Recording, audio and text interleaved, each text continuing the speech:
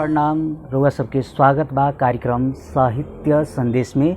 हर बार की तरह ई बार भी रउआ सबके खातिर हम कविता लेके उपस्थित हो चुकल बानी और उसके कविता के शीर्षक रहल बा तोहर माथे के बिंदिया हमार निंदिया उड़ा देले बा। और कविता के पंक्ति सब ई प्रकार बा। तोहार माथ के बिंदिया, तोहार माथ के बिंदिया हमार निंदिया उड़ा देले बा, हमार निंदिया उड़ा देले बा। रात रात भर जागिले, रात रात भर जागिले, न जाने कौन रोग दे गई, न जाने कौन रोग दे गई। तोहार मीठी मीठी बोलिया, तोहार मीठी मीठी बोलिया दिल के चैन ले गई, तोहार मीठी मीठी बोलिया दिल के चैन ले गईल।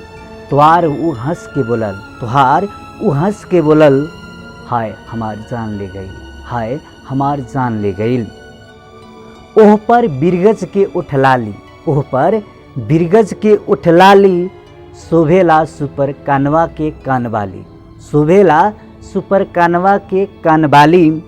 चलेलू चाल मतवाली, चलेलू चाल मतवाली, तहिलेला हाट बजरिया सारी, तहिलेला हाट बजरिया सारी।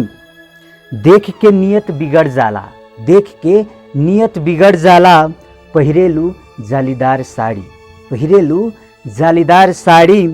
कितनन के बाड़ू, कितनन के बाड़ू रूप के रानी, कितनन के बाड़ू रूप के रानी। हम पे नजरिया फेर द खाली, हम पे नजरिया फेर द खाली।